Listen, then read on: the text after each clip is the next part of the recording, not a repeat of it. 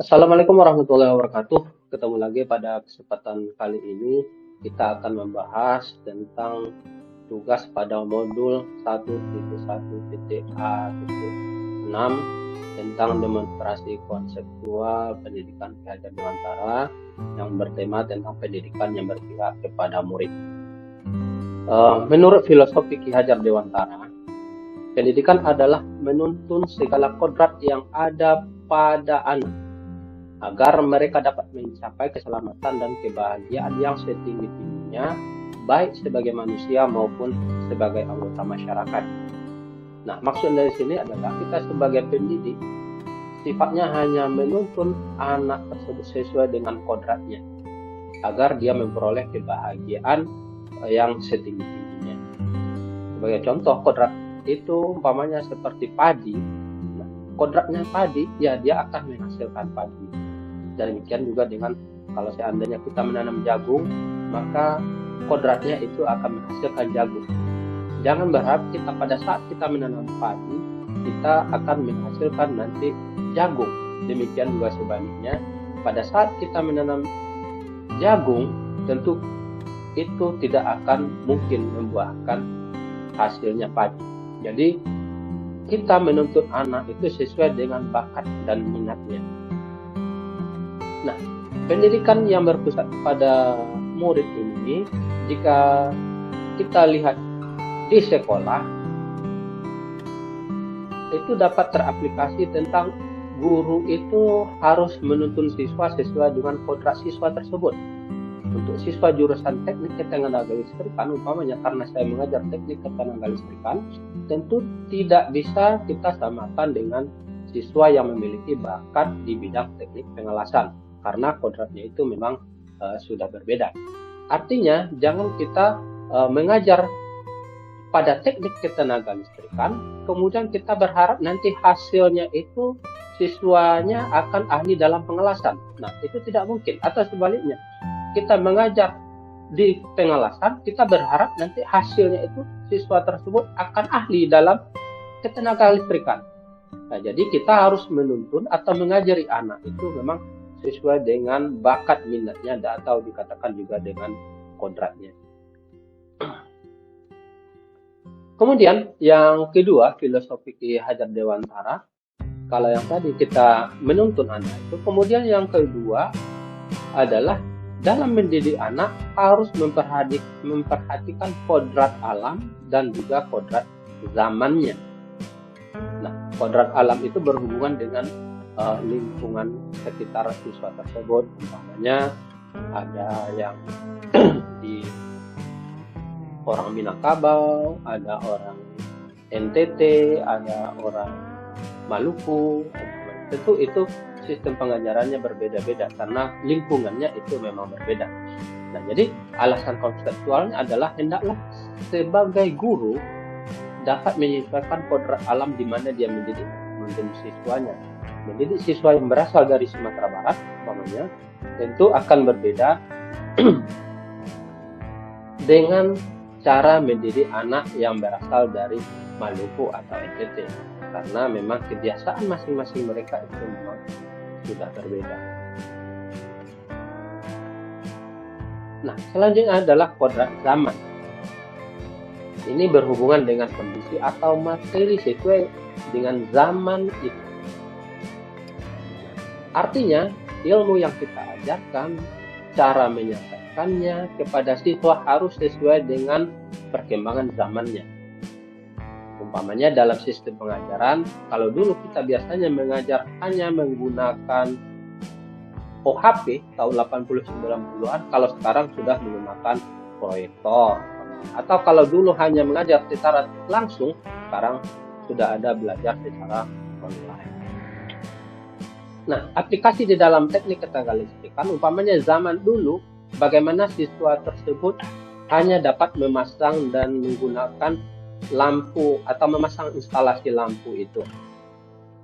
Nah, untuk sekarang, memang siswa diajarkan untuk bisa memasang, menghidupkan, mematikan lampu itu, tetapi bisa juga dengan perkembangan teknologi, kita bisa mengontrol lampu itu dari jarak jauh, umpamanya dengan menggunakan handphone.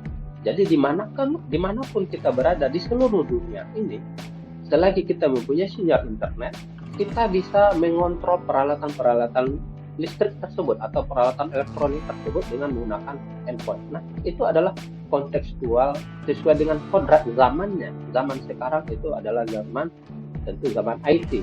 Nah, jadi siswa tersebut kita ajarkan materinya sesuai dengan zamannya. Nah, yang ketiga, filosofi Ki Hajar Dewantara itu adalah keluarga, merupakan tempat bersemanya pendidikan yang sempurna bagi anak untuk melatih kecerdasan budi pekerti atau pembentukan watak individu. Jadi keluarga ini merupakan tempat pendidikan moral ataupun juga budi pekerti yang pertama bagi anak. Di tengah keluarga yang harmonis, saling menghargai dan saling menyayangi tentu akan menumbuhkan sikap watak karakter anak yang baik dan dapat diterima oleh lingkungannya. Dan sebaliknya, tentu jika keluarga tersebut kurang harmonis, nah itu juga akan berdampak kepada psikologi atau juga budi pekerti siswa tersebut.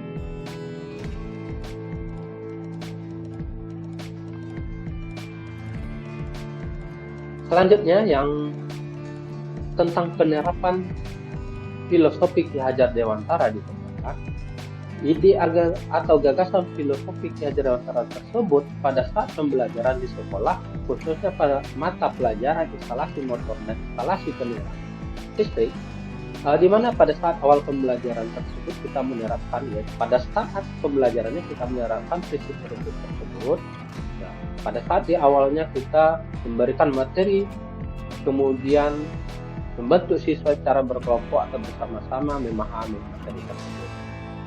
Jika telah dipahami, mereka akan mempraktekkan langsung pada papan praktek atau tempat praktek yang telah tersedia. Apabila ada kendala atau masalah, mereka boleh bertanya kepada teman atau kepada guru langsung sebagai pembimbing atau penuntun pada saat praktek.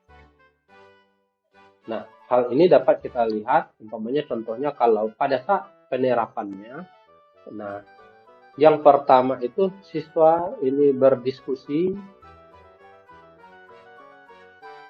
mereka berdiskusi di sini bersama-sama membahas apa yang sudah dipelajari secara teoritis, kemudian mereka praktekkan secara bersama-sama, dan kemudian akhirnya mereka akan memperoleh skill masing-masingnya.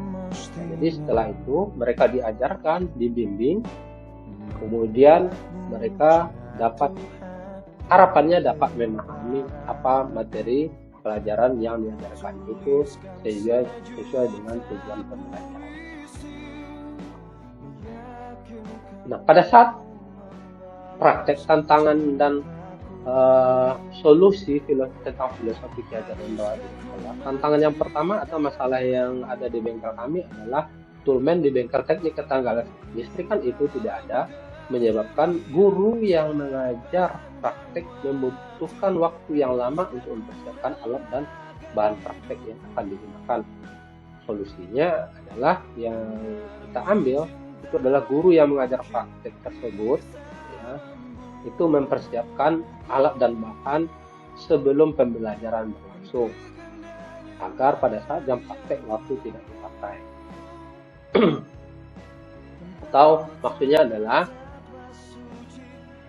pada saat guru mau mengajar, sebelum masuk ke kelas dia telah mempersiapkan semua peralatan yang akan digunakan nantinya. Nah, pada saat jamnya praktek tentu itu akan lebih maksimal hasilnya. Sebagai contoh, umpamanya guru jam 10 mengajar praktek, nah tentu jam 8 pagi dia sudah mempersiapkan peralatannya. Pada saat masuk jam 10 itu guru tersebut itu langsung mengajar siswa untuk melaksanakan praktek. Jadi pada saat jam 10 sih guru itu tidak lagi mempersiapkan alat dan bahan, tetapi dia langsung kepada materi yang akan diajarkan. Nah, jadi itu saja yang dapat saya jelaskan tentang demonstrasi konseptual Ki Hajar Dewantara pada kesempatan kali ini. Saya akhiri dengan Assalamualaikum warahmatullahi wabarakatuh.